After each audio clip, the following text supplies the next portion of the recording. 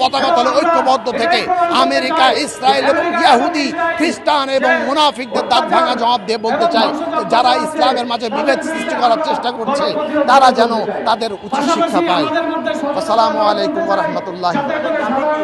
আমাদের দাবি হচ্ছে যেন ফিলিস্তিন থেকে, ফিলিস্তিনে যে ভূখণ্ড ছিল, যে ভূখণ্ডে ইসরায়েলরা এসে জোর করে বসেছে, তারা যেন সেখান থেকে বিদায় নিয়ে চলে যায় এবং তা ফিলিস্তিনকে আমাদের মুসলমানদের তত্ত্বাবধানে দিয়ে দেয় এবং আমরা সমস্ত মুসলমানরা যেন এই পবিত্র জুমার দিনে বাইতুল মুকাদ্দাসে সম্মিলিতভাবে নামাজ পড়তে পারি। এটাই আমাদের আশা, এটাই আমার চাওয়া। তাহলে যতদিন পর্যন্ত ইসলাম থাকবে, যতদিন পর্যন্ত আমাদের জীবন থাকবে, ততদিন পর্যন্ত আমরা প্রত্যেক রমজান মাসে এসে ফিলিস্তিনের মুসলমানদের সপক্ষে আমরা কথা বলবো, স্লোগান দেব, যতদিন পর্যন্ত আমাদের দেহে জীবন থাকবে। মিডিয়ার মাধ্যমে চিৎকার করে করে বলে গেছে প্রত্যেক বছর আমরা ঈদ মানাই, মানাই কিনা? প্রত্যেক বছর যেমন আমরা ঈদ মানাই, তেমনি প্রতি বছর এই আল কুদস দিবস মানাই। যে এই ফিলিস্তিনি বাচ্চারা, তোমরা একা না, আমরা তোমাদের সাথে আছি, আমরা তোমাদেরকে ভুলে যাইনি। হয়তো আমরা সেখানে যেতে পারছি না, কিন্তু এখান থেকে আমরা তোমাদের বিরুদ্ধে অবস্থান নিচ্ছি। ফিলিস্তিন আমাদের মসজিদে রয়েছে মসজিদুল আকসা, যেটা আমাদের প্রথম কিবলা।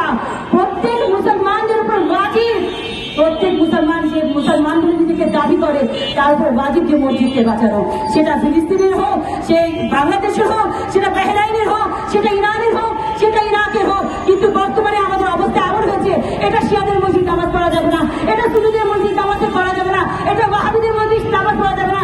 মসজিদ আর আল্লাহর ঘর থাকলো না, মসজিদ বিভক্ত হয়ে গেল কিসের মধ্যে? ফতোয়াবাজির মধ্যে। এই ফতোয়ার জন্য আমরা অনেক পিছিয়ে পড়েছি। আশা রাখি যে আমরা পিছিয়ে যাব না। এই ইসলাম যখন চিৎকার করছে, অসুস্থ অবস্থায় রয়েছে, বিপর্যয়ের মুহূর্তে রয়েছে, বারবার বলছে আমার সাহায্যের জন্য আসো হে মুসলমান।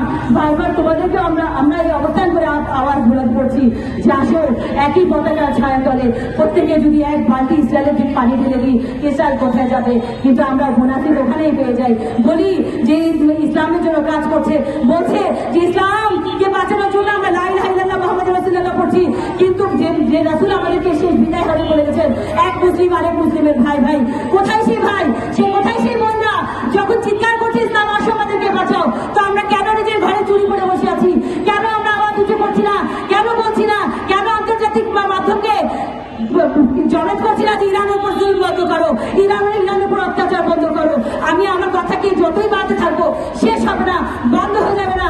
এই রাত এই দিন শেষ হয়ে যাবে, কিন্তু আমার বক্তব্য শেষ হবে না।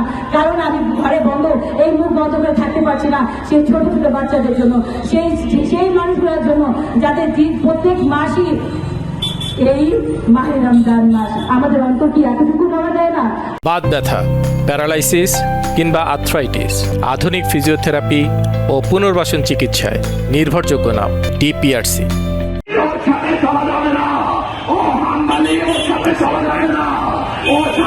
আমরা একে অপরের সাথে না চলতে পারি, এটা তোমাদের বিষয়, কিন্তু এই বাধা আমরা সব এক এক ফুলের সৌরভ একরকম। কিন্তু যদি আমরা এই সমষ্টিগতার নাম হচ্ছে ইসলাম এবং আল্লাহ রাব্বুল ইজ্জত ইসলাম দীনা, এটা আমাদের জন্য কত বড় একটি গর্বের। যুগের নবীরা তাদের সাধ্য মতন তারা চেষ্টা করে গেছে, তারা তাবলীগের কাজ। আল্লাহ রাব্বুল ইজ্জতের বান্দাদের যদি আমরা আমাদের সর্বশ্রেষ্ঠ নবী, তোমরা আমি তোমাদের মাঝে দুইটি ভারী বস্তু রেখে আসবো, আমরা একে অপর থেকে দূরে সরে যাব। আমাদের কাছে প্রত্যেকটি আবু বকর, দ্বিতীয় খলিফা হযরত ওমর, তৃতীয় খলিফা, কেন আমরা সবাই এক কাঁধে এক সুতায় বাঁধা থাকি? যারা রোজা রেখে কাঠ ফাটা রোদে তাদের ইমানি চেতনায় ফিলিস্তিনের মুসলমানদের রাজশাহী 0 পয়েন্টের অবস্থানে থাকা প্রত্যেকটা রিক্সা চালক। ধন্যবাদ সবাইকে। সালামু আলাইকুম। শুরু করছি। ইসরায়েল, আমেরিকা, ইহুদি, খ্রিস্টানরা মুসলমানদের উপরে অত্যাচার করা বন্ধ করবে না। আল্লাহ রাব্বুল ইজ্জত আপনি আমাদের সহিংসভাবে বিশ্বের মুসলমানদেরকে হত্যা করা হচ্ছে, বোমা ফেলে হামলা দান করুন। এ আল্লাহ রাব্বুল ইজ্জত যারা দিনে ইসলামের পথে নিজেদের জীবনকে উৎসর্গিত করেছে, পিতা মাতা সন্তান সন্ততি আত্মীয় স্বজন আজকে এবং জান্নাতের নূর দ্বারা আলোকিত করে দিন। এ আল্লাহ রাব্বুল ইজ্জত আপনি তাদের কবরকে জান্নাতুল ফেরদৌসের মতন বানিয়ে দিন। এ আল্লাহ রাব্বুল ইজ্জত আমাদের যে বৃদ্ধ রয়েছে, অসুস্থ রয়েছে, এ আল্লাহ রাব্বুল ইজ্জত আল্লাহর রাসূলের ওসিলা দিয়ে দোয়া করছি, আল্লাহ আপনি আল্লাহর রাসূলের ওসিলায় আপনি আমাদের পিতামাতাকে শেফায়ে কামেল আতা করুন। এ আল্লাহ রাব্বুল ইজ্জত আপনি আরো বিক্রি হচ্ছে না, আল্লাহ রাব্বুল ইজ্জত আপনার কাছে করো ধরে হাত তুলে মোনাজাত করি।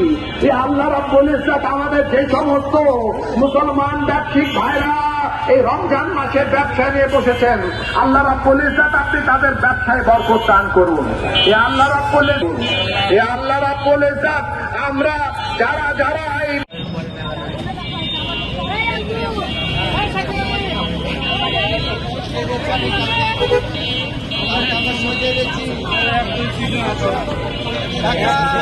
ভাই ভাই সমর্থন করেন কিনা টাকার নামে ইরানে ছবি করে পাঠাবো না।